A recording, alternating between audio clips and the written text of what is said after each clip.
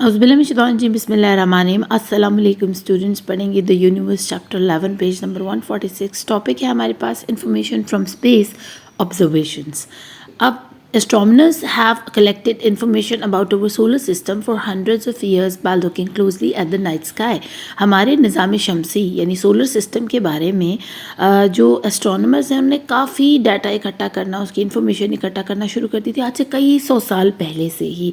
और वो रात के टाइम आसमान की तरफ नज़रें टिकाए सितारों के मूव करने के तरीके को और उनके आने जाने के तरीके को ऑब्ज़र्व करते रहते थे। ऐसा नहीं है कि ये अभी 10-20 सालों में लोगों ने स्पेस के बारे में इंफॉर्मेशन इकट्ठा करने की कोशिश की है, बल्कि ये तो कई सौ साल पहले से ही बहुत से इल्म फ़ल्कियात वाले जो लोग थे, जो स्पेस स्टडीज़ करने वाले लोग थे, उन्होंने ये डाटा इकट्ठा करना शुरू कर दिया था। To begin with they observe the motion of the stars और planet with the naked eye. अगर हम बात करें कि आज से कई सौ साल पहले अगर ये डाटा इकट्ठा हो रहा था या इन्फॉर्मेशन इकट्ठी हो रही थी अबाउट द सोलर सिस्टम, तो वो क्या करते थे? क्या उनके पास टेलीस्कोप्स थी या वो बस अपनी आँखों की मदद से सितारों और सियारों को तरतीब दिया करते थे? तो जी, उस वक़्त टेलीस्कोप मौजूद नहीं थी और वो सिर्फ अपनी इस नेकेड आई अपनी इन आँखों से डायरेक्टली आसमान के सियारों और सितारों को कैलकुलेशंस में लाते थे। हाँ, ये है कि बहुत करीब से नहीं देख पाते थे, लेकिन जितना दूर से हमें जैसे नज़र आता है, कुछ कॉन्स्टलेशंस नज़र आती हैं, ग्रुप ऑफ स्टार्स नज़र आते हैं, उनकी अपेरेंट मूवमेंट जो हमें नज़र आती है, जो हमारी आंखों के सामने सितारे मूव कर रहे थे, बेशक उनका क्लियर जूम इन व्यू ना हमें पता हो, लेकिन हमें ये पता है कि ये सितारा ऐसे है और इसके साथ ये वाला झुरमट है सितारों का, उसके साथ दो सितारे ऐसे खड़े हुए हैं। तो पहले इन्फॉर्मेशन ऐसे इकट्ठा करना शुरू की with the invention of the telescope. फिर जैसे गलीलियो ने इन्वेंट की टेलीस्कोप, उस टेलीस्कोप ने एक रेवोल्यूशन जो है ना, समझ लें कि क्रिएट कर दिया हमारी इस स्टडीज़ के अंदर, और बहुत ज़्यादा much more detail information could be obtain. तो अब क्योंकि टेलीस्कोप ने आपसे सियारों का ताल्लुक़ नज़दीक कर दिया था, अब आप उनको काफ़ी नज़दीक से देख पाते थे, तो अब उनके बारे में डिटेल इन्फॉर्मेशन इकट्ठा कर सकते थे। The apparent movement of star. अब अगर हम नॉर्थ पोल पर या नॉर्थ हेमिस्फेयर पर खड़े होकर देखें, आपको पता है ना हमारी ज़मीन का नॉर्थ और साउथ पोल मौजूद है, तो अगर हम नॉर्दर्न साइड पर, नॉर्दर्न हेमिस्फेयर पर खड़े होकर आसमान की तरफ देखते हैं तो ये तस्वीर में आपको कुछ सितारे गोल घूमते हुए नज़र आएंगे। ये हमारा वो आसमान है जो सुबह से लेकर रात और रात से लेकर सुबह में तब्दील होता है और हम उसको अपनी इन आँखों से देख पाते हैं। और इसके बिल्कुल दरमियान में पोल स्टार मौजूद है। पोल स्टार कुतबी सितारे को कहते हैं। आपने क्लास 7 में भी इसके बारे में पढ़ा होगा, क्योंकि कुतबी सितारा हमारी अर्थ के साथ लाइन है, लाइन अप हुआ है, बिल्कुल स्ट्रेट हमारी अर्थ के बिल्कुल सामने मौजूद है, इसलिए हमें वो स्टेशनरी नज़र आता है, सीधा खड़ा हुआ नज़र आता है। अब यहाँ पर उन्होंने आपको इस गोल मूवमेंट में कहीं भी कुतबी सितारे को शो नहीं करवाया, बल्कि वो बिल्कुल it is in the centre of that circular movement, और वो हमें गोल घूमता नज़र नहीं आता। अब हमें क्यों ऐसा लग रहा है कि सितारे ये गोल चक्कर काट रहे हैं? बिकॉज हमारी अर्थ स्पिन कर रही है। सितारे भी अपनी जगह मूव कर रहे होंगे, लेकिन हमारी अर्थ की स्पिनिंग की वजह से, हमारी अर्थ की स्लोली रिवॉल्विंग करने की वजह से हमें ये गोल चक्कर सितारे घूमते हुए नज़र आते हैं, और हमें दिन जाता और सुबह आती रात आती नज़र आती है, सूरज जाता और आता नज़र आता है। हालांकि सूरज कहीं आ जा नहीं रहा, सूरज क्योंकि एक सितारा है वो अपनी जगह खड़ा हुआ है। हमारी अर्थ स्पिन कर रही है अपने एक्सेस के ऊपर, जिसकी वजह से हमें रात को ये सितारे गोल घूमते हुए नज़र आते हैं। We look at star from earth which is slowly revolving. अब आप ये याद रखें कि आप इन सितारों को ज़मीन पर खड़े होकर देख रहे हैं, और ज़मीन रुकी नहीं हुई, ज़मीन स्पिन कर रही है अपने एक्सिस के ऊपर। So like the moon the stars appear to move across the night sky. अब जैसे हमें चांद घटता और बढ़ता नज़र आता है, जबकि चांद जो है उसकी रेवोल्यूशन वो नहीं है जो हमारी है, ठीक है, जो हमारी स्पिनिंग है वो उसकी नहीं है। तो हमें चाँद ऐसे लगता है कि घट रहा है और बढ़ रहा है, और कभी फुल मून आ जाता है, कभी न्यू मून आ जाता है, ठीक है। इसके डिफरेंट फेजेस हम देख पाते हैं। तो ये याद रखें कि आपकी अर्थ स्पिन कर रही है, जिसकी वजह से आपको ये सारी चीज़ें ऐसे कम या ज़्यादा नज़र आती हैं। इसी तरह चाँद की तरह हमें बाकी सियारे भी और सितारे भी ऐसे ही घूमते हुए नज़र आते हैं रात के वक्त जब हम आसमान को देखते हैं। In the northern hemisphere the whole night sky appears to rotate around the pole star as shown in the diagram. But आपको इस डायग्राम के अंदर पोल स्टार कहीं भी उन्होंने नहीं दिखाया, या तो वो डॉट लगाना भूल गए हैं। मैंने आपके लिए इसको ऐड कर दिया है। अब रात को जब आप नॉर्दर्न हेमिस्फेयर की तरफ से देखेंगे तो रात को आसमान पर जो सितारे हैं वो हमें रोटेट करते हुए नज़र आएंगे पोल स्टार के गिर्द, जैसे वो कुतुबी सितारे का तवाफ़ कर रहे हों, गोल चक्कर काट रहे हों, जैसे कि आपको डायग्राम में दिखाया गया है। The pole star stays in the same position because it is in the line with earth's axis. अब पोल स्टार क्यों नहीं घूम रहा, पोल स्टार बाकी स्टारों की तरह गोल चक्कर क्यों नहीं काट रहा? क्योंकि वो हमारे अर्थ के एक्सिस के बिल्कुल सामने खड़ा है। मैंने आपके लिए यहाँ पर अर्थ एक्सिस के सामने पोल स्टार की पोजीशन को शो करवा दी है। This is the pole star, जिसको हम कुतुबी सितारा कहते हैं, जिसको मुसाफिर इस्तेमाल करते हैं, जो वॉयज कर रहे होते हैं समुद्र में, वो लोग इस्तेमाल करते हैं सीधा रास्ता ढूंढने के लिए जब रात के टाइम सूरज मौजूद नहीं होता। तो फिर वो कुतुबी सितारे से मदद लेते हैं, पोल स्टार से मदद लेते हैं। और कई हज़ार साल पहले से लोगों का ये पेशा रहा है कि वो जब रात में सफ़र करते थे तो वो कुतुबी सितारे की सिमत में सफ़र करते थे और उससे अपने रास्ते तलाश करते थे। चलिए हम बात कर लेते हैं स्पेस एक्सप्लोरेशन और ऑब्जर्वेशन की। तो स्पेस ऑब्जर्वेशन की बात आए, अगर हम स्पेस को जानना चाहते हैं और उसको ऑब्ज़र्व करना चाहते हैं, उस पर तहकीक करना चाहते हैं, तो टेलीस्कोप का नाम ना लें तो कुछ मज़ा नहीं आता। हमारे पास यहाँ पर कई तरह की टेलीस्कोप हैं जो वक्त के साथ साथ इन्हांसमेंट के साथ दुनिया में आई, इन्वेंट की गई, और उससे बहुत ज़्यादा डाटा ऑब्टेन किया गया। जब कि अगर अब बात करें तो बहुत बहुत advance, like Hubble space telescope आपको बहुत बहुत पुरानी गैलेक्सीज़ और बाकी कायनात के जो राज हैं उनसे आपकी जो है ना मुलाकात करवा रही है और उनको अयां कर रही है आपके सामने। सबसे पहले हम बात कर लेते हैं नंबर 1 पर रेडियो टेलीस्कोप की। Radio telescope detect radio waves sent out by object in space. अब हम आसमान पर किसी किस्म की भी कोई सैटेलाइट या कोई प्रॉब भिजवाते हैं, कोई ऐसी डिवाइस भिजवाते हैं जो स्पेस की तस्वीरें ले और हमें यहाँ ज़मीन पर भेज दे। तो जो रेडियो टेलीस्कोप है ना, वो डिटेक्ट करती है स्पेस में से आने वाली तमाम रेडियो वेव्स को, और स्पेस में भी कोई ऐसी डिवाइस मौजूद है, कोई ऐसा स्पेस प्रॉब मौजूद है जो कि हमें ये रेडियो वेव्स भेज रहा है, ये सिग्नल्स या ये मैसेजिंग यहाँ पर भेज रहा है। अब हम देखते हैं इसका स्ट्रक्चर क्या है रेडियो टेलीस्कोप का। तो these telescopes have large reflectors, इनके अंदर बहुत लार्ज रिफ्लेक्टर्स लगे हुए हैं जो कि फोकस करते हैं तमाम रेडियो वेव्स को पकड़कर डायरेक्ट डिटेक्टर्स के ऊपर फेंक देते हैं। आपने एंगल ऑफ इंसिडेंट और एंगल ऑफ रिफ्लेक्शन पढ़ा है आपने पिछली चैप्टर्स के अंदर।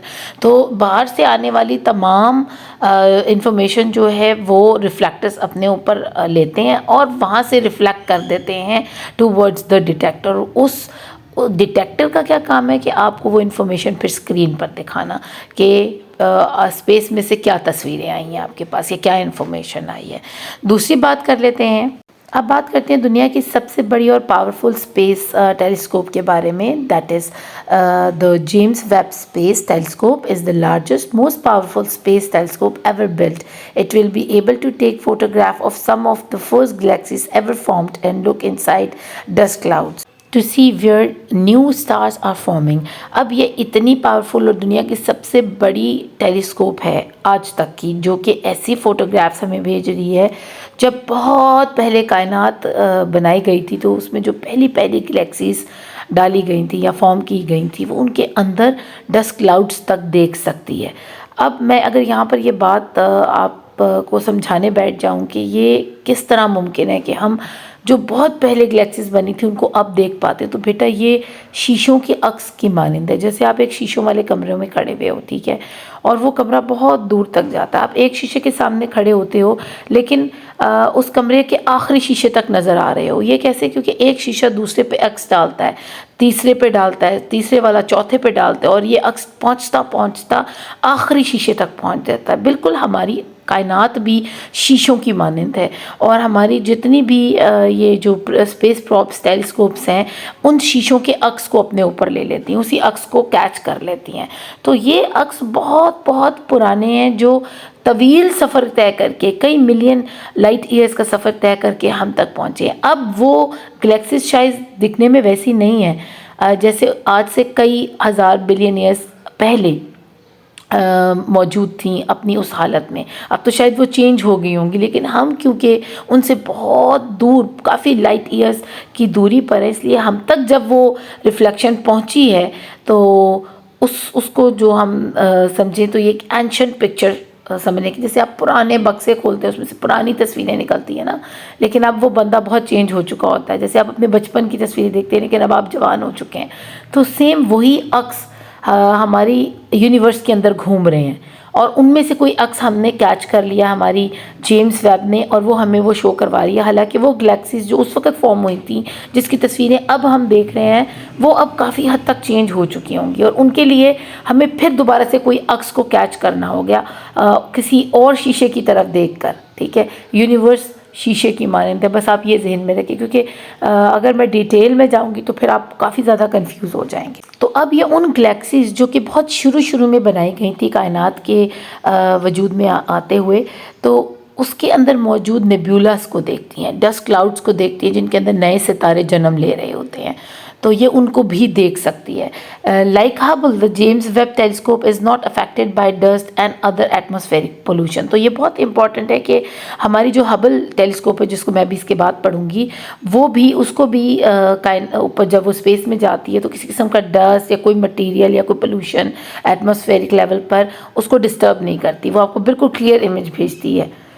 सेम हबल की तरह इसकी भी टेक्नोलॉजी इतनी अच्छी है कि इसको कोई डस्ट या कोई धुआं इसको कोई फ़र्क नहीं पड़ता, ये आपको बहुत क्लियर इमेज जो है वो अर्थ तक पहुंचाती है। तो ये आपने बहुत अच्छे से याद करना है कि जेम्स और हबल के दरमियान क्या सिमिलैरिटी या क्या डिफरेंस है। चलिए हम बात कर लेते हैं। The Hubble space telescope orbits the earth once every 96 minutes and is control from the ground.